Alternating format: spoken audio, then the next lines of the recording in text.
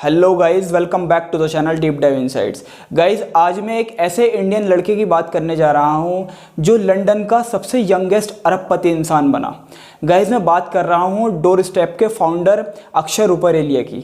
बहुत ही अमेजिंग इनकी स्टोरी है और बहुत ही इंस्पिरेशनल स्टोरी है इनकी। वीडियो को पूरा एंड तक ज़रूर देखना।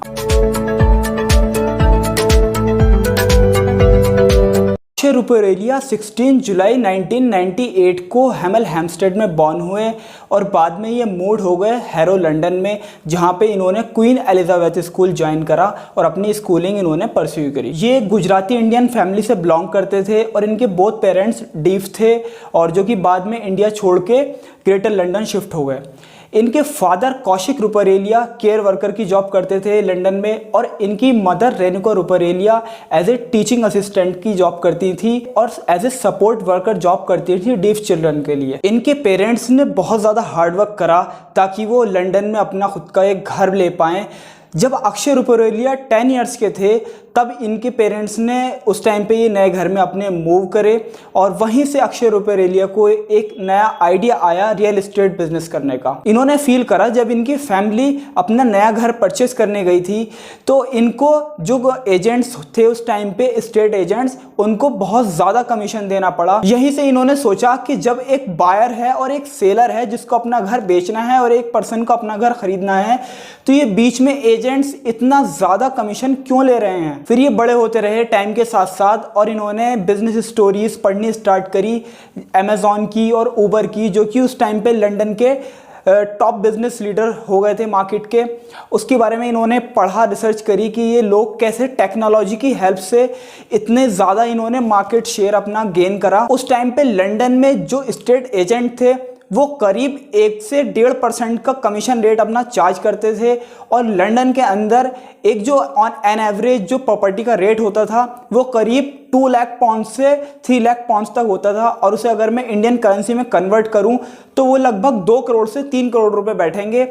और अगर इनके 1.5% उसका कमीशन हम फाइंड आउट करें तो करीब ये 3,000 पाउंड से 4,000 पाउंड बैठता था, जो कि 3 से 4 लाख रुपए हैं। तो 3 से 4 लाख रुपए एक बंदे को सिर्फ एज ए कमीशन देने पड़ते थे लंदन के अंदर जब भी वो बंदा अपना घर खरीदने जाता था या बेचने जाता था। ये चीज़ देखकर ये शॉक्ड हो गए और इन्होंने कंज्यूमर की ये एक बहुत बड़ी प्रॉब्लम थी जिसको इन्होंने समझा और इन्होंने फिर इसके ऊपर एक्सपेरिमेंट करा कि हम कैसे इस प्रॉब्लम का सॉल्यूशन प्रोवाइड करा सकते हैं लोगों को।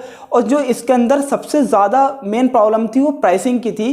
प्राइसिंग बहुत ज़्यादा हाई था, इसके ऊपर इन्होंने एक्सपेरिमेंट करा। उस टाइम तक लंदन के अंदर कोई भी ऑनलाइन एस्टेट एजेंट नहीं था, सारे ऑफलाइन वर्क कर रहे थे। दिसंबर 2016 के अंदर इन्होंने अपने रिलेटिव्स से 7,000 पाउंड्स बोरो करे और डोर स्टेप्स को इन्होंने खोल दिया, जो कि एक ऑनलाइन स्टेट एजेंसी है लंदन की। इनकी वेबसाइट है doorsteps.co.uk। इनकी वेबसाइट का मुझे एक सबसे अच्छा फीचर लगा कि आप कितने पैसे सेव कर रहे हैं जो कि आप ऑफलाइन एजेंट्स को देंगे, उन पैसे को आप कैलकुलेट कर सकते हैं। इन्होंने सब कुछ दिया है कैलकुलेटर अपनी वेबसाइट पे, आप साइड में देख सकते हैं कि आप अगर 1 करोड़ की प्रॉपर्टी ले रहे हैं तो आप कितना अमाउंट सेव करेंगे और उस परसेंटेज के हिसाब से अगर आप 1 करोड़ की प्रॉपर्टी है 1% अगर कमीशन देंगे तो आपको कितने % की बचत होगी आपको, और आप अगर 5% देंगे 3% देंगे, मैक्सिमम इन्होंने 5% रखा। और इन्होंने जो अपना प्राइस रखा वो इतना ज़्यादा कॉम्पिटिटिव रख दिया था कि एक तरीके से समझ लीजिए मार्केट चेंजिंग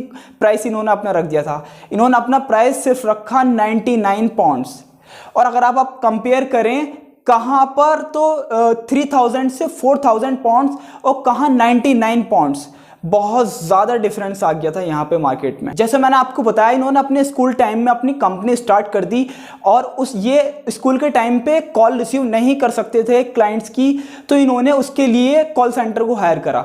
जब ये अपने लंच टाइम में होते थे तब ये जो इनके क्लाइंट्स की कॉल आई हुई होती थी उसको वो रेस्पॉन्ड करते थे और उसके बाद में जब ये स्कूल से फ्री हो जाते थे तब रिवर्ट करते थे अपने क्लाइंट्स की कॉल का। इनको जो पहला क्लाइंट मिला अपना वो एक सीसेक्स में आदमी रहता था और उस टाइम पे इनकी एज बहुत ज़्यादा कम थी, 16 to 17 थी सिर्फ, क्योंकि स्कूल में ही थे।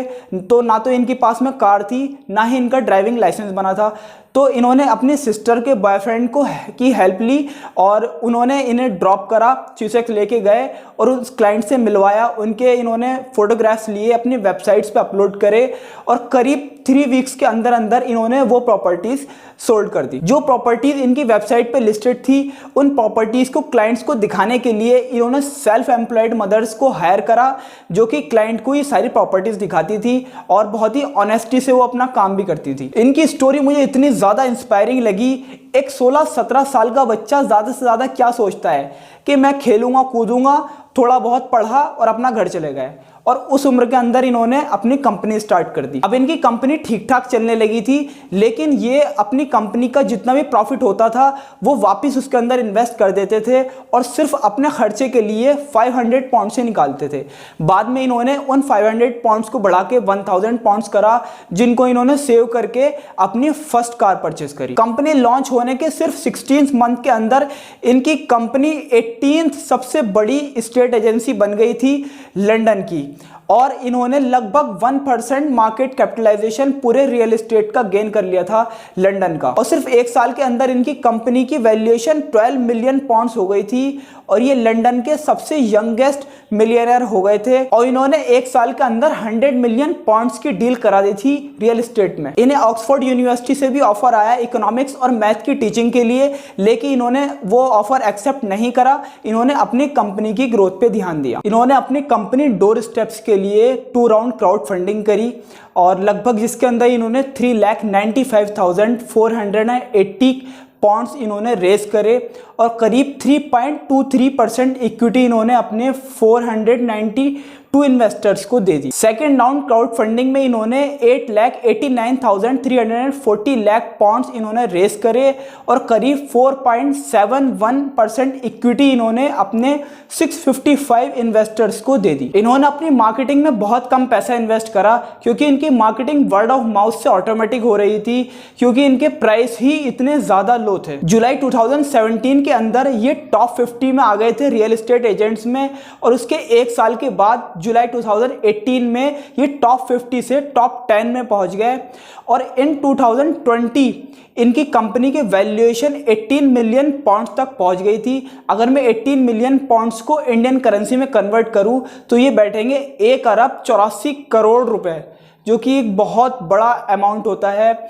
और ये टॉप 3 में हो गए थे ऑनलाइन रियल एस्टेट एजेंट में पूरे यूनाइटेड किंगडम के। ये चैरिटी में भी काम करते रहते हैं। मार्च 2020 के अंदर ये रॉयल एसोसिएशन, जो कि एक डीफ चिल्ड्रंस के लिए काम करती थी, उसके ये एम्बेसडर बन गए। ये बोर्ड मेंबर भी हैं princess trust rise young philanthropy campaign के। हैरो यूनाइटेड डीफ क्लब के ये एम्बेसडर भी हैं और ये डीफ चिल्ड्रन की बहुत ज़्यादा हेल्प भी करते रहते हैं। आई होप आपको इनकी स्टोरी से बहुत ज़्यादा मोटिवेशन मिला होगा और बहुत ज़्यादा इनकी इंस्पिरेशनल स्टोरी है। इन्होंने अपने इतनी कम उम्र के अंदर इतनी बड़ी कंपनी खड़ी कर दी। अगर वीडियो अच्छी लगी है तो प्लीज़ वीडियो को लाइक ज़रूर करना, शेयर करना अपने फ्रेंड्स एंड कलीग्स में। ऐसी और अमेजिंग वीडियोस को देखने के लिए हमारे चैनल को सब्सक्राइब करें। तो मिलते हैं आपसे अगली वीडियो में, तब तक के लिए गुड बाय।